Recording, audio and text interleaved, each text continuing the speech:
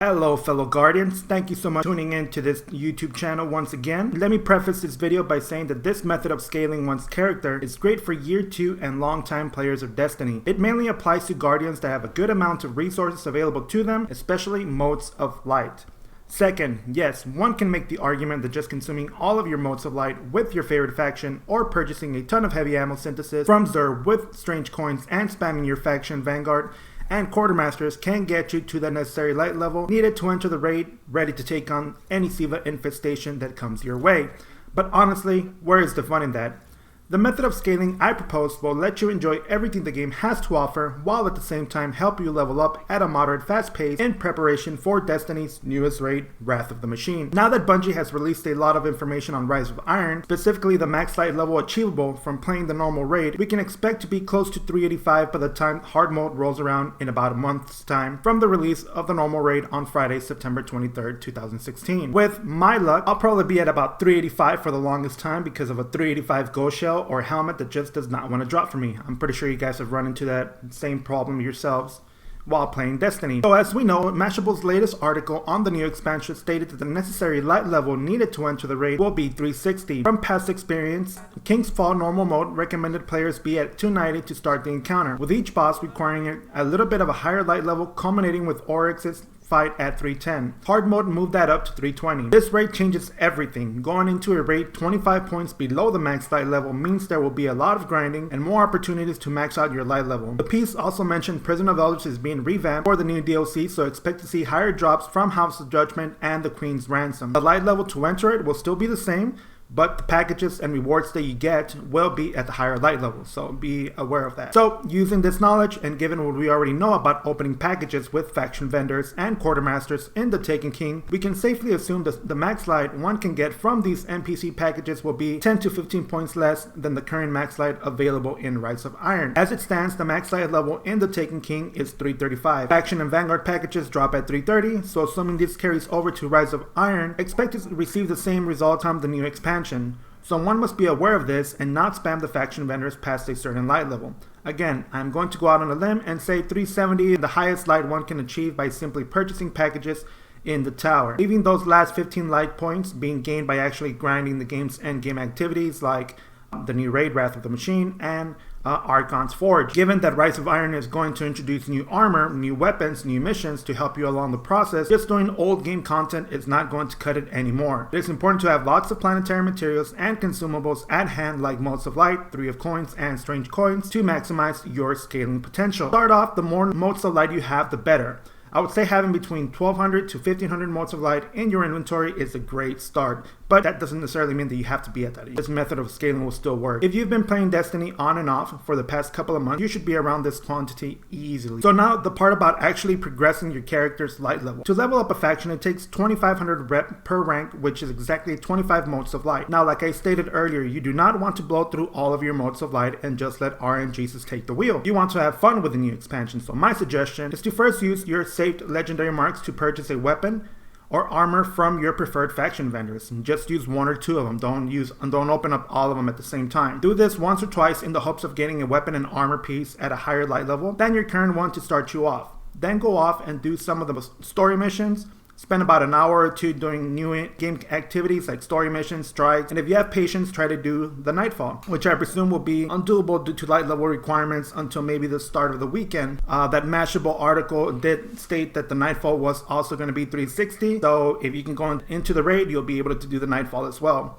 After that, come back to the tower and purchase something from your favorite vendor again, then go off into the world and do more activities like strikes and maybe try out the new game mode Archon's Forge. Contrary to popular belief, do not open all of your engrams on day 1. Save your legendary and exotic engrams for that point in the game where you can no longer get reward from doing activities. We've all experienced it before in games of this nature. It's essentially a progression wall that you hit, and from there on you are left to the devices of the in-game's RNG. This is where the real grinding begins, and your odds of progressing are left to the many blessings of RNG. Important.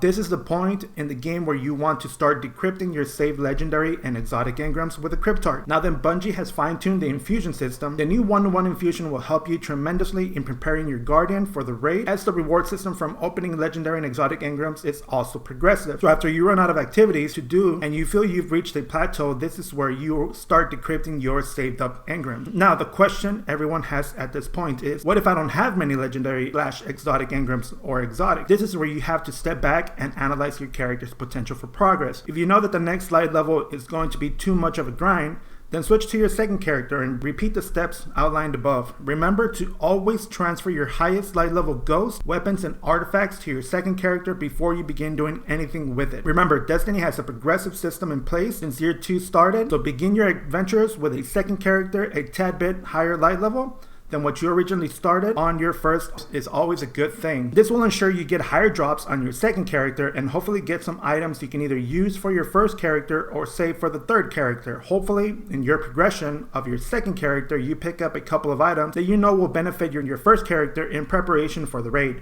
Make sure you are always thinking about potential trades of weapon and armor pieces between your characters. Believe it or not, I get carried away with the progression of one character and miss out on good opportunities to work on the second or third. Come raid day, bring your best and highest light level character into the raid ready for action. If you get rewards from those encounters and notice that maybe a pair of boots or a chest piece is lower than what you currently have equipped, maybe think about moving that armor piece to your second character for infusion. With a little bit of luck and lots of patience, you may have a minimum of 2 characters ready to attempt the raid before week 1 is over. Oh, and one thing I almost forgot to mention, if you do take a second character into the raid, please transfer your highest light level ghost, weapon, and artifacts to that character. This will maximize your reward loot table as you progress on your second character. I know sometimes we let our emotions get in the way because we finally finished the raid, but take a few minutes and analyze your progress and see what items you have available and how your other characters can benefit from your latest loot haul. In summary, tip number 1, don't open all of your bounties as soon as you drop into the tower. Remember, the only thing we have to worry about for this expansion is our light level, not the rank, which is still 40. So the more bounties you have, especially those that reward legendary marks, can come in handy when you've hit a wall in your progress from doing things out in the world. Tip number 2, use motes of light, consumables, and planetary materials to level up factions after a couple of missions. Of course, this will only work if you have plenty of consumables saved, like over 1,000 motes of light, for example. Usually the faction vendors will award you with armor, weapons, and a slight increase to your current light. If you repeat the process every couple of missions, when you notice a slight uptick in your light level, at this point it is recommended you use your consumables to buy items from your favorite faction. Tip number 3, always be mindful of your alternate characters. Before you dismantle or infuse into an alternate piece or armor, like a year 2 Iron Banner set of gauntlets, stop and use that for your second character. Always think about how that particular piece can benefit your second or even your third character. Tip number 5, once you finish the raid, move everything to your next character. This will ensure you get higher light level items on your second guardian, which can then be transferred to your third or first character. I'll leave that to your discretion. Hopefully, this video helps you all get ready for Rise of Iron's new raid, Wrath of the Machine. Everything I've discussed here, I've learned by just grinding the game day in and day out. I wanted to make this video and share it with you in hopes that you too can incorporate some of these methods into your gameplay. If I have missed anything, please let me know in the comment section down below. I appreciate any and all tips. And to close it out, like always, if you like this and found this video useful, don't forget to share, subscribe, and like this video down below. All relevant information discussed on here will have links in the description. Thank you all so much for watching, and remember, the Iron Lords are watching.